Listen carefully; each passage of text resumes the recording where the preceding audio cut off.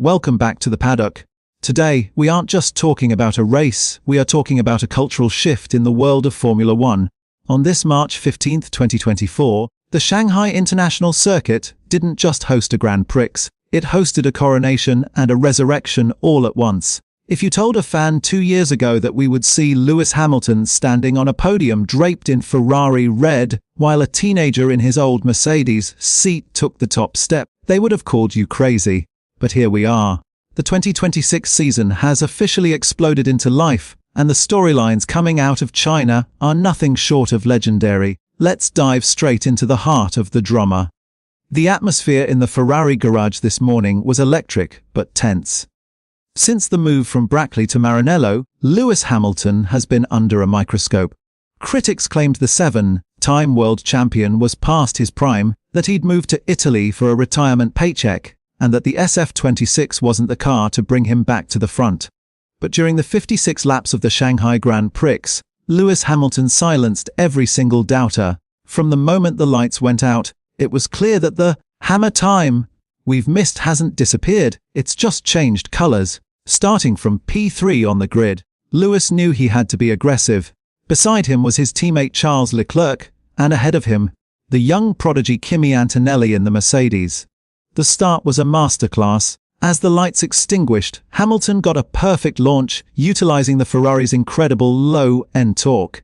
While Antonelli defended the inside line, Lewis went for the high-risk, high-reward move around the outside of Turn 1. It was a vintage Hamilton lunge, precise, brave, and perfectly timed. For a few glorious laps, the sight of a red number 44 leading the pack sent the Tifosi into a literal frenzy.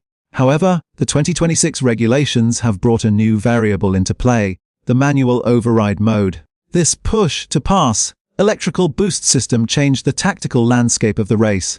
While Lewis had the track position, the Mercedes of Antonelli showed why they are still the team to beat in this new engine era. The Silver Arrows have found a way to harvest energy more efficiently than anyone else. By lap 15, the straight-line speed of the Mercedes was too much for the Ferrari to handle. Antonelli used his override boost on the back straight to reclaim the lead. But the battle didn't end there. What followed was a mid-race scrap that will be studied by driving academies for years. Lewis didn't just let the kid go. He stayed within the 1-second window, managing his tyres with that signature silkiness that has defined his career. Behind him, however, a storm was brewing. Charles Leclerc, driving the sister Ferrari, was not content with playing second fiddle. The Prince of Maranello versus the King of F1.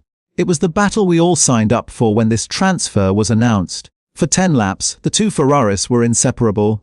They traded fastest sectors, swapped positions in the DRS zones, and at one point, went wheel to wheel through the treacherous snail curves of turns 1, 2, and 3.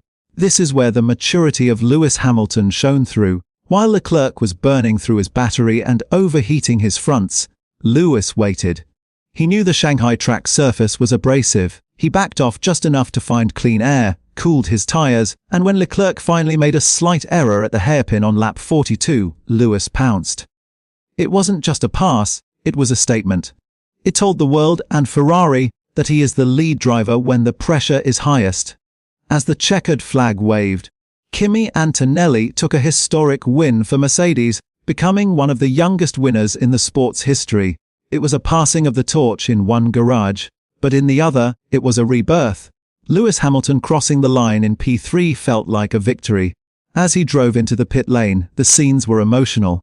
We saw the Mercedes mechanics, the men and women who helped him win 6 of his 7 titles, standing on the pit wall to applaud him as he drove past in a Ferrari. That level of respect is rare in this cutthroat sport.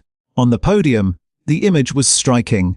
You had the future of the sport in Antonelli, the present dominance of Mercedes, and the undying legacy of Hamilton. When Lewis lifted that trophy and pointed to the Ferrari crest on his chest, you could hear the roar from the fans all the way back in Italy. In the post-race interview, Lewis was visibly moved. He spoke about the challenges of adapting to a new car, the difficulty of learning a new language and culture, and the sheer weight of expectation that comes with driving for the Scuderia. He credited the team for the rapid upgrades they brought to China, which finally solved the bouncing issues they faced in the opening rounds. But let's look at the broader implications for the 2026 World Championship. Mercedes looks dominant, but Ferrari is now officially best of the rest. Jumping ahead of Red Bull in the constructors' standings, Max Verstappen had a difficult afternoon, struggling with the new power unit reliability, which leaves the door wide open for a Hamilton Leclerc Antonelli title fight. If Ferrari can find another 0.2 of a second in their high-speed aero package, we might see Lewis fighting for that elusive 8th world title sooner than anyone expected. The 2026 regulations were designed to bring the field closer together, and if Shanghai is any indication, the FIA has succeeded. The manual override mode added a layer of strategy that saw drivers saving their boost for late race surges, leading to more overtakes in the final 5 laps than we saw in the entire previous season. Hamilton's ability to manage that energy better than Leclerc was the deciding factor today. It's not just about who is the fastest anymore, it's about who is the smartest. As we head toward the European leg of the season, the momentum is firmly with the prancing horse. The updates planned for Imola are rumored to be significant. Can you imagine the scenes if Lewis Hamilton takes a podium or even a win on Italian soil? The hype would be uncontrollable. Today in Shanghai, we saw the spark. Now, we wait to see if it turns into a championship fire. Before we wrap up, I want to hear from you. Was Lewis Hamilton the driver of the day, or does that honor belong to Kimi Antonelli for his incredible composure under pressure? Do you think Ferrari made the right call letting Hamilton and Leclerc race so hard? Or are they risking a disaster that could cost them the constructors' title?